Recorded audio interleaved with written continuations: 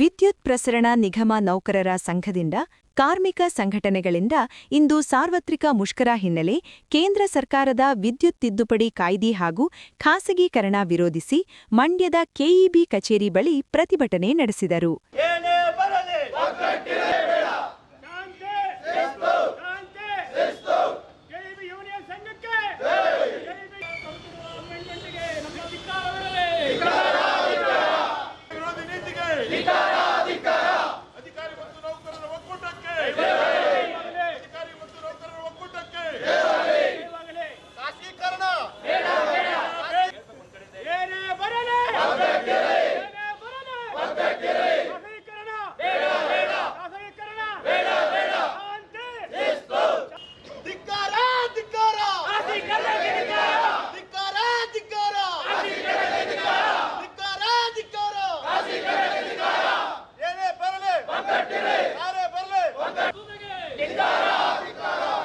ಕರ್ತವ್ಯ ಬಿಟ್ಟು ಸಾಂಕೇತಿಕ ಪ್ರತಿಭಟನೆ ನಡೆಸಿದ ನೌಕರರು ಶಾಂತಿಯುತ ಪ್ರತಿಭಟನೆ ನಡೆಸಿ ಕೇಂದ್ರ ಸರ್ಕಾರದ ತಿದ್ದುಪಡಿ ಕಾಯ್ದೆ ವಿರುದ್ಧ ಅಸಮಾಧಾನ ವ್ಯಕ್ತಪಡಿಸಿದರು.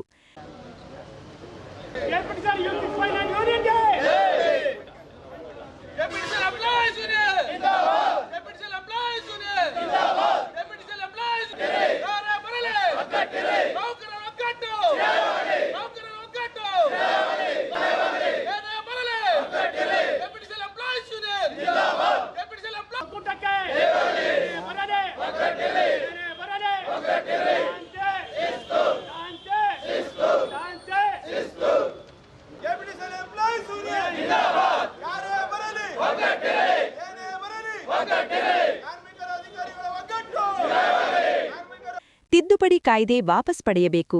ಇದರಿಂದ ನೌಕರರಿಗೆ ತೊಂದರೆಯಾಗಲಿದೆ. ಯಾವುದೇ ಕಾರಣಕ್ಕೂ ಖಾಸಗೀಕರಣ ಬೇಡವೇ ಬೇಡ. ತಕ್ಷಣವೇ ವಿದ್ಯುತ್ ತಿದ್ದುಪಡಿ ಕಾಯ್ದೆ ಹಾಗೂ ಖಾಸಗೀಕರಣ ವಾಪಸ್ ಪಡೆಯಲು ಆಗ್ರಹಪಡಿಸಿದರು.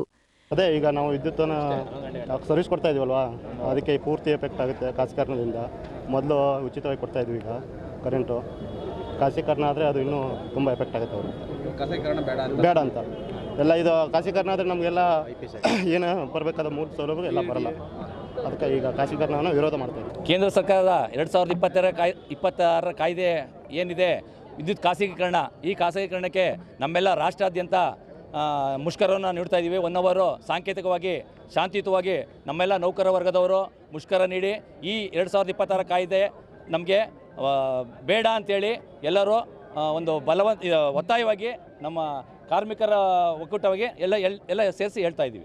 ಪ್ರತಿಭಟನೆಯಲ್ಲಿ ಕೆಪಿಟಿಸಿಎಲ್ ಮೈಸೂರು ವಿಭಾಗ ಅಧ್ಯಕ್ಷ ಮಹೇಂದ್ರ, ಕಾರ್ಯದರ್ಶಿ ಅರುಣೇಶ್, ರಾಕೇಶ್, ಶಿವಲಿಂಗೇಗೌಡ, ರವೀಂದ್ರಕುಮಾರ್, ವಿಜಯಕುಮಾರ್, ಅನಿತಾ ಸೇರಿದಂತೆ ಹಲವರು ಭಾಗಿಯಾಗಿದ್ದರು.